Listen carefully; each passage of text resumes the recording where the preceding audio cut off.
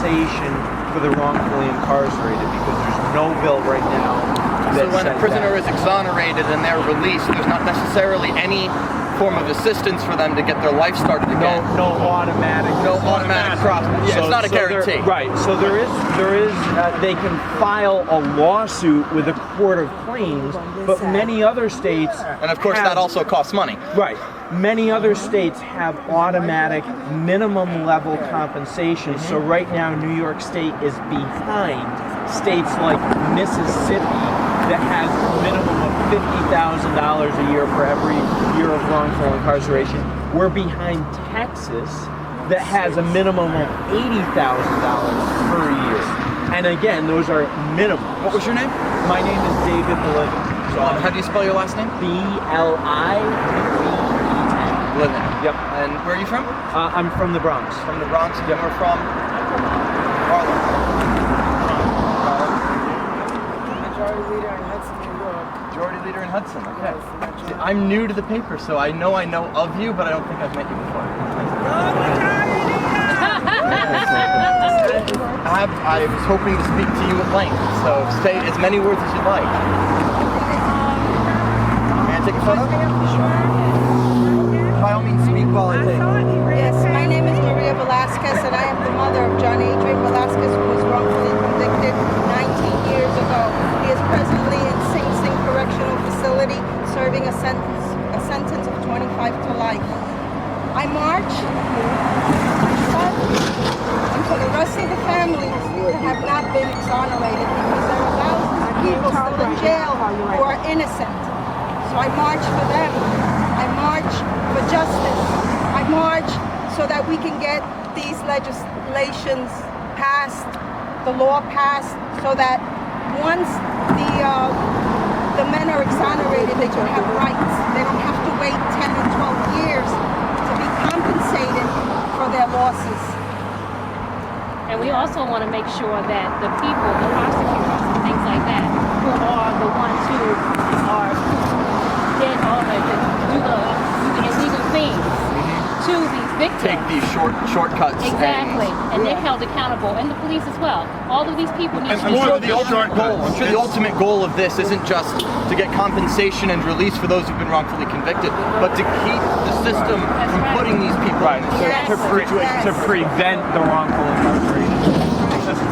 And services for their families as well. What they're doing, like my nephew, he's on his 26th year, and because I was very involved in his trial, I know the case, and he was denied witnesses in his favor that could have exonerated him or could have acquitted him, and the judge would not let those witnesses, which were also police officers, would not let, they weren't compelled to testify. They were subpoenaed, they didn't show up, and she didn't compel their testimony, and so the jury never heard all the facts. And it's this type of stuff that goes on. Judges, we think as the prosecutors, a lot of times it's the judges. From housing court to criminal court, it's corrupt.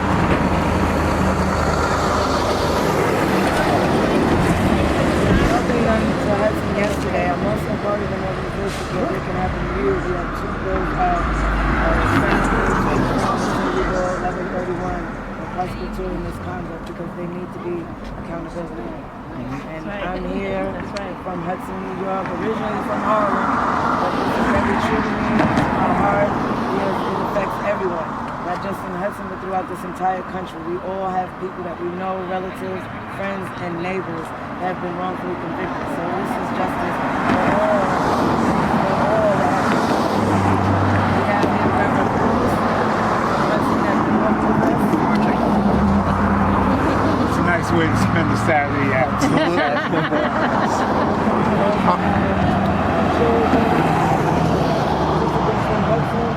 Tim here from the Living Gallery, and we're going to walk and hopefully you can walk with us too. I'll be walking with my words more than my actions, because I have several stories I need to cover today, but I really appreciate you all taking We're going to be up in Albany on Sunday. That's what I hear, and you'll be at the legislative building on Monday? On Monday, yes. So you can definitely meet us up there as well.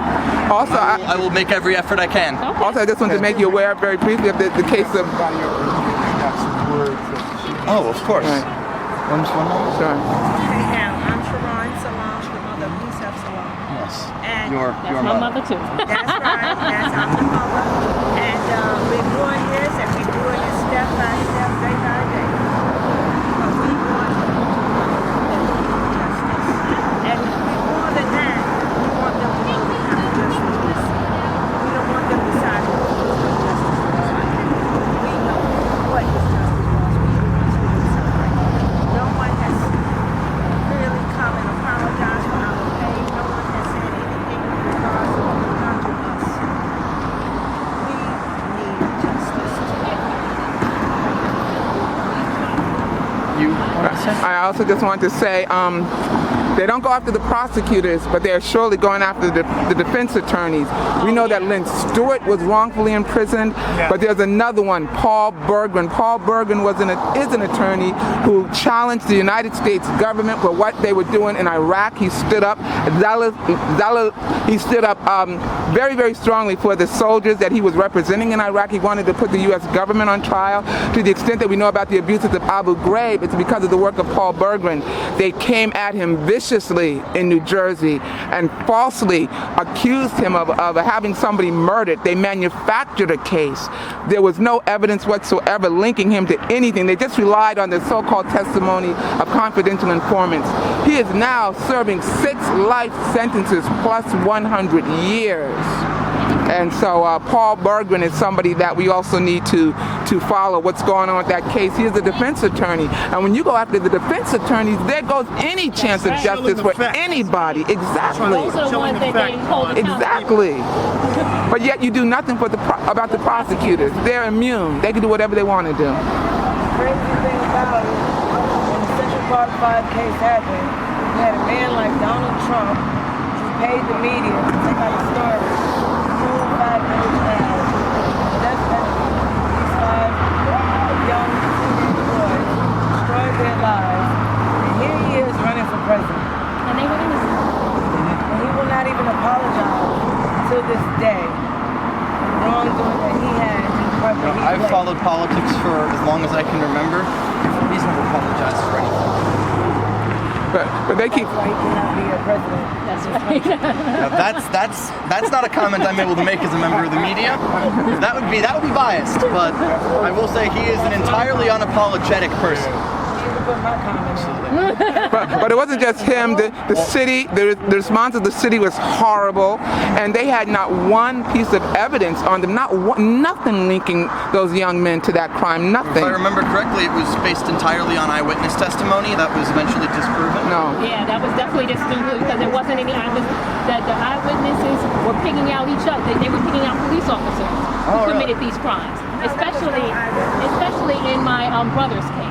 They picked out a police officer. Okay. But there was nobody else. Picked out through eyewitness testimony. Oh, none of them. So it was just entirely circumstantial then? No. There was nothing at all. They used video confessions in some of the cases that they coerced these boys to make. Yeah, they started with their conclusion And then they worked backwards to justify whatever the conclusion they reached initially. But they had no evidence at all. There was no hair, no DNA, no nada. The thing nothing to connect the boys that they tried to the crime And that they tried them this was a vicious for. rape. This woman Exactly. was so beat up, so attacked. For children to be able to they didn't stay have a as scratch neat and on clean as they did, not to have any type of evidence on them. It's almost unreal. Who had done it many times before. Yep. This was a serial offender who had actually done it. Killed a woman. Afterwards, After they were in jail, killed a woman. they killed another woman. They were on trial. They let him sit in jail. Yep. So, Thank you so much for speaking to me. thank you. Would it be above to ask for a photo of you three?